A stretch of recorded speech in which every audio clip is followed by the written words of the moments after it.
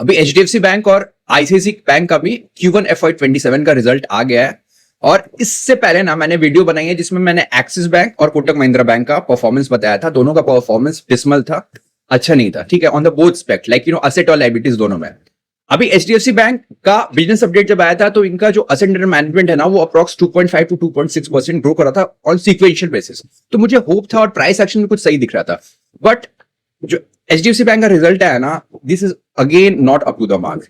पहले हम HDFC bank का डिस्कस करते हैं, फिर आईसीआईसी बैंक का डिस्कस करेंगे। आईसीआईसी बैंक का अभी तक प्रेजेंटेशन नहीं है, तो मैंने जो पॉइंट्स है ना वो मैंने जॉट डाउन कर लिए, that I will read out, और फिर हम जाएंगे दोनों के चार्ट्स पे, समझेंगे कहां पे अपॉर्चुनिटी दिख रही है। ठीक है, देखो ये क्या है, ये आप देखोगे ऑप्टिकली तो यहाँ पे ईयर ऑन ईयर कंपैरिजन किया हुआ है। इस शीट से हम आगे जाते हैं क्योंकि बैंकिंग है तो हमें सीक्वेंशियली कंपैरिजन करना है। ठीक है, देखो भाई सबसे पहले क्या है, सबसे पहले मैं बता दूं जो इनका लोन बुक है वो ग्रो करा था अप्रॉक्स 2.5% सीक्वेंशियली। मतलब Q1 FY27 में Q4 FY26 के कंपैरिजन में लोन बुक करा 2.5। अभी यहां पे देखो जो नेट इंटरेस्ट इनकम है ना वो ग्रो करा सीक्वेंशियली बाय 1.4%। एक्सिस बैंक में कैसे कितना ग्रो करा था, एक्सिस एंड कोटक में वहां ग्रो करा था 1%, यहां पे ग्रो करा 1.4%। नाउ जो पैट है वो डिग्रो कर रहा है sequentially, which is not at all a good thing.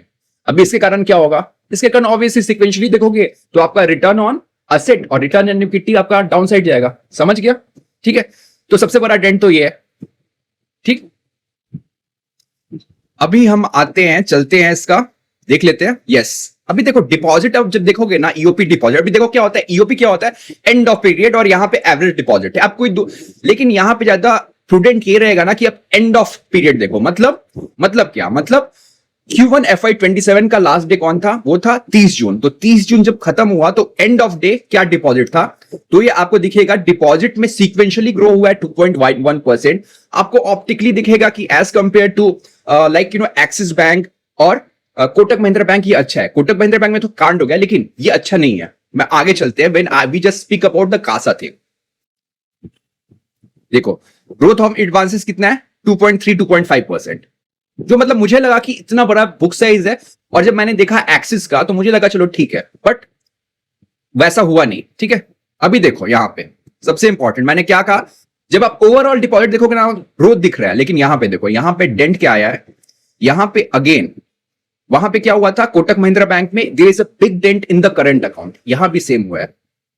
आप देखो मार्च में जो करंट अकाउंट था वो था 3545 बिलियन का, वो हो गया है 3245 बिलियन। मतलब अप्रॉक्स 300 बिलियन उड़ गया, approx 8 to 9%, which is a bad thing. ठीक है, क्योंकि जो का होता है उसपे तो मोस्टली उसपे तो इंटरेस्ट भी नहीं मिलता है, तो वो एचडीएफसी बैंक का सस्ता फंड था जो लेंडिंग में यूज करता।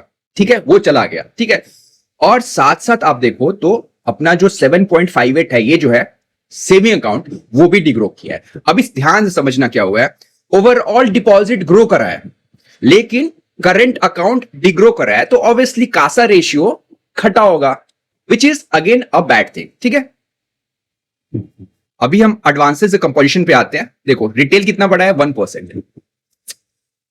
लाइक वैसा ही है जैसा एक्सिस बैंक में था, एक्सिस बैंक में तो कुछ बढ़ा ही नहीं है, कोटक महिंद्रा बैंक में 1% बढ़ा था, उसी की ट्रेंड पे मतलब तीनों बैंकों ने ना लगता है कोई गठजोड़ किया हुआ है, मतलब रिटेल बढ़ ही नहीं रहा है। और हो सकता है कुछ रिटेल में इश्यू दिख रहा हो, that we will come to know. Net revenue mix, अब आते हैं जो बहुत इंपॉर्टेंट चीज होती है, वो क्या होती है, net interest income, interest earned minus interest paid, कितना बड़ा है सीक्वेंशियली, 1%।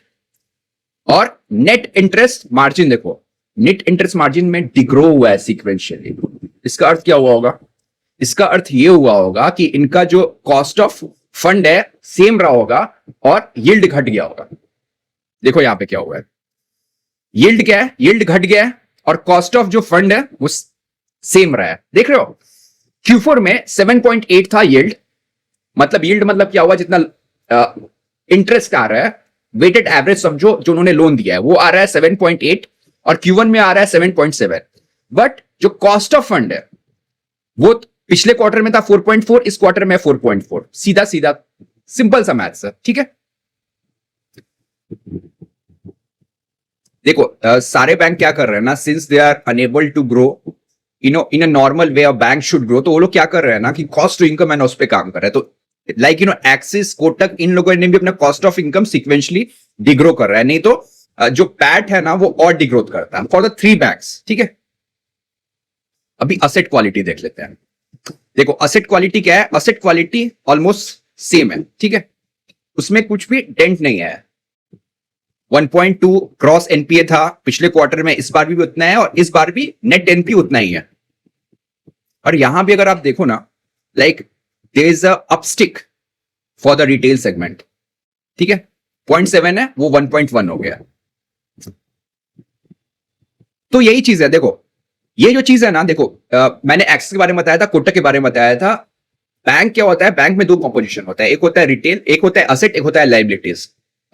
असेट भी ग्रो नहीं कर रहा है, ठीक है ना, और पैट में भी डिग्रोथ आ गया। मतलब क्या फायदा हुआ, आपने लोन बुक अपना ग्रो करा बट आपका निम घुस गया अंदर, नेट इंटरेस्ट इनकम आपका बढ़ नहीं रहा है, और आपका जो नेट एनपीए है या ग्रॉस एनपीए उसी स्टेज पे, उसको भी आप कम कर लेते तो पैट ये हो जाता ना, बढ़ जाता, तो आपका कम से कम ग्रोथ दिखता सिक्वेंशली, वो नहीं दिखा। सो एज पर मी एचडीएफसी बैंक का रिजल्ट भी डिसअपॉइंटिंग है। ठीक है, अभी हम फटाफट ना आईसीसी बैंक का रिजल्ट देख लेते हैं। आईसीसी बैंक, जस्ट होल्ड करना, मैंने यहां पे पहले दिखाया था, इनका अभी तक प्रेजेंटेशन नहीं आया and I have just noted down. देखो इनका जो नेट इंटरेस्ट इनकम है ना, वो ग्रो करा है सीक्वेंशियली बाई 4%। एचडीएफसी बैंक का कितना ग्रो करा था, 1%। एक्सिस का कितना था, 1%। कोटक का कितना था, 1%। अगर आप 4 बड़े बैंक्स, प्राइवेट बैंक्स में देखो तो सबसे आगे कौन हुआ, ICICI bank, net interest income में। दूसरा क्या है, नेट इंटरेस्ट मार्जिन। हमने 4 बैंक्स देखा, लेकिन 3 बैंक्स देखा, अभी हम बात कर रहे हैं आईसीआईसी बैंक के। सारे के सारे में there is a secular trend की जो निम है, it is going in a downside slope. यहां पे क्या हुआ, यहां पे उल्टा हुआ। यहां पे जो निम आया है दैट इज 4.36, और पिछले क्वार्टर में था 4.32%। In the same market and with big loan book, इस बैंक ने जो अपना निम है उसको अपस्टिक किया है, तो मार्केट इसको रिवॉर्ड करेगा। समझ रहे हो आप। दूसरा, लोन बुक का ग्रोथ सीक्वेंशियली। अभी लोन बुक का ग्रोथ क्या था, मतलब एक्सिस कोटक का तो हटा दो, एक्सिस में था 2%, कोटक में था 3%, एचडीएफसी में 2.5%। अगर आप एंड ऑफ पीरियड पे लो, यहां पे आया है 4.6%, यहां भी अपस्टिक। जो yes, now retail loan, retail loan का हम क्या देख रहे हैं, रिटेल लोन कहीं भी ग्रो नहीं कर रहा है। यहां पे sequentially it has grown by 2.7%, और जो दूसरा सेगमेंट है बिजनेस बैंकिंग, वो ग्रो कर रहा है 6.9%। देखो बिजनेस सेगमेंट जो होलसेल है ना, वो हर एक जगह ग्रो कर रहा है, बट एब्रिविएशन क्या है ना, आईसीआईसी बैंक में यहां रिटेल भी ग्रो कर रहा है। ठीक है, now the total deposit, yes, total deposit यहां पे ग्रो कर रहा है बाय 2%, और कासा ग्रो कर रहा है बाय 4.7%। तो इसका अर्थ क्या है, इसका इनडायरेक्टली कासा रेशियो भी इंप्रूव करा होगा। ठीक है, और लास्ट में जो पैट है, इट हैज ग्रोन बाय 4.64%। अभी तुम यहां पे देखना, एक इंपॉर्टेंट चीज देखना, मैं तुम्हें दिखाऊंगा। बहुत सारे लोग क्या होगा ना, इसको जब ऑप्टिकली देखेंगे ना प्रोविजन को, ठीक है ना, यहां पे देखना 1.260, this is for Q1 FY27, और पिछले क्वार्टर में था 95.6। तो आपको लगेगा ना, अरे साला प्रोविजन इतना बढ़ गया है, मतलब बहुत ज्यादा फ्रेश स्लिप। नहीं, ऐसा नहीं है। पिछले क्वार्टर में क्या हुआ था ना, अगर जाके आप कॉन्कॉल सुनते या पढ़ते तो क्या हुआ था कि कुछ कॉर्पोरेट लोन से पहले के जिसमें रिकवरी आई थी और राइट बैक हुआ, इसलिए उस समय के एग्जिस्टिंग जो स्लिपेज थे उस पर प्रोविजनिंग कम करनी पड़ी थी। तो अगर आप इसको क्वार्टर एंड क्वार्टर कंपैरिजन नहीं कर सकते हो, यू कांट से कि इनका एसेट क्वालिटी खराब हो गया, फ्रेश स्लिपेज ज्यादा है, क्रेडिट कॉस्ट बढ़ गया है। Hope you understand it. Now हम फटाफट अभी चार्ट पे आते हैं, और पहले एचडीएफसी बैंक का चार्ट देख लेते हैं। ठीक है, this is a HDFC bank chart. देखो एचडीएफसी बैंक का चार्ट ना खराब नहीं है। मैंने, अगर आप मेरे को पहले बार फॉलो कर रहे हो तो मैंने इससे पहले भी कहा, एचडीएफसी बैंक का जिस प्लेस पे है ना on the long term charts, so probability of it going upside is high. तो आई डाउट कि HDFC bank on a closing basis, on weekly closing basis 727 को तोड़ेगा। इसके पीछे एक डेटा है और मैंने उस वीडियो में शेयर किया है, आई विल नॉट रिट्रेट, नहीं तो बहुत लंबा हो जाता है वीडियो। ठीक है, एक लैडर पैटर्न भी मैंने बनाया था, अगर आपने वो वीडियो देखा होगा तो आप कमेंट करना। ठीक है, तो यहां पे क्या रहेगा ना, अभी हम देख लेते हैं फटाफट वीकली चार्ट। देखो वीकली चार्ट पे भी ना, the stock after a significant fall, यहां से अगर आप देखो तो प्राइस ने अभी पहली बार प्रीवियस स्विंग हाई के ऊपर क्लोज कर रहा है। टेक्निकली स्टॉक अच्छा है, बट अब क्या होगा ना, आप ध्यान देना यहां पे, ठीक है, यहां पे पहले तो ये जो आप गैप देख रहे हो ना, इसके ऊपर क्लोज करने में ना एचडीएफसी बैंक को भी तेल निकल जाएगा। रीजन सिंपल है कि टेक्निकल जो होता है ना, वो हमेशा सेंटीमेंट को कैचअप करने की कोशिश करता है। सेंटीमेंट जैसा लगा था, लोन बुक का ग्रोथ मुझे भी लगा 2.5 to 3% है, तो हो सकता है कुछ ऑपरेटिंग लेवरेज देके पैट अच्छा ग्रोथ, मतलब पैट में डिग्रोथ हो गया, तो it will take some time. On the contrary it is very probability is very low कि जो 725 का लो है it will break on weekly closing basis. समझना, वीकली क्लोजिंग बेसिस पे इसको टूटना भी मुश्किल है, हो सकता है, तो it will take some time, और जब कुछ अच्छा होगा तो फिर ऊपर जाएगा। ठीक है, अभी आईसीआईसी बैंक का फटाफट चार्ट देख लेते हैं। यस यार, आईसीआईसी बैंक में तो पहले ही देखो कुछ है ही नहीं यहां पे, it is a no brainer. देखो स्टॉक यहां से if you see the weekly, तो स्टॉक ने एक फ्लैग बनाना शुरू किया, जिसको आप बोल सकते हो करेक्शन में गया, ठीक है ना, on the weekly time frame. But weekly time frame में देखो इस स्विंग हाई के ऊपर क्लोजिंग यहीं आ गई थी, मतलब 22 जून को ही क्लोजिंग आ गई थी। सो मार्केट वॉट एंटिसिपेटिंग कि आईसीआईसी बैंक का रिजल्ट अच्छा होगा। तो प्राइस देखो ना, चार्ट देखो आप, ठीक है, देख रहे हो ये क्या है, स्विंग हाई है।